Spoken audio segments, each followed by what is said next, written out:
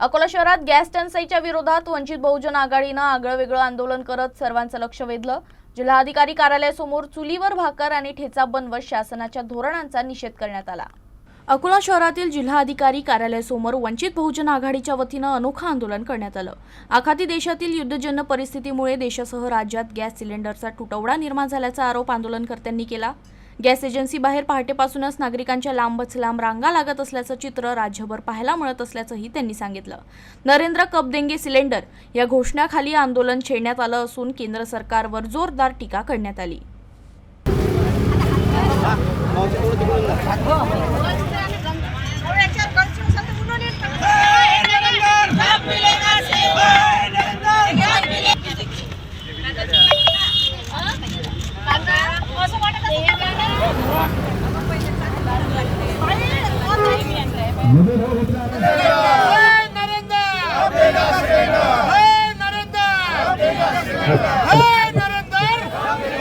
मध्ये पेट्रोल आणि गॅसचा जो तुटवडा आहे त्याला नरेंद्र मोदी जे अमेरिकेला सरेंडर झालेले आहे, त्यामुळे ज्या पद्धतीने मोदी या देशाचा राज्यकारभार हाकलतायत त्याच्या विरोधात लोकांना जे रांगेत उभं राहावं लागते, त्यासाठी वंचित बहुजन आघाडीच्या वतीने संपूर्ण महाराष्ट्रभर आज आंदोलन केलं जाते।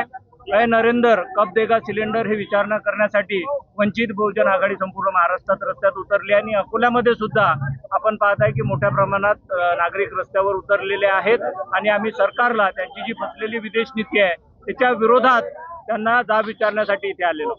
लोकांना जगण्यासाठी ज्या गोष्टीची गरज आहे त्यामध्ये गॅस सिलेंडर आणि पेट्रोल हे प्रामुख्याने महत्त्वाचं आहे आणि म्हणून ती प्रतिकात्मक बाबी घेऊन आम्ही इथे आलेलो आहोत। इथे आपण पाहता की चुलीवरती भाकरी बनवून आणि ठेचा कांदा आणि त्याबरोबर मीठ मिरची हे सगळं घेऊन कार्यकर्ते रस्त्यावर उतरलेले आहेत की लोकांना आधी मिवगाट ढकलण्याचं काम जे सरकारने केलेलं आहे त्याचा निषेध नोंदवण्यासाठी इथे आम्ही आंदोलन करतोय।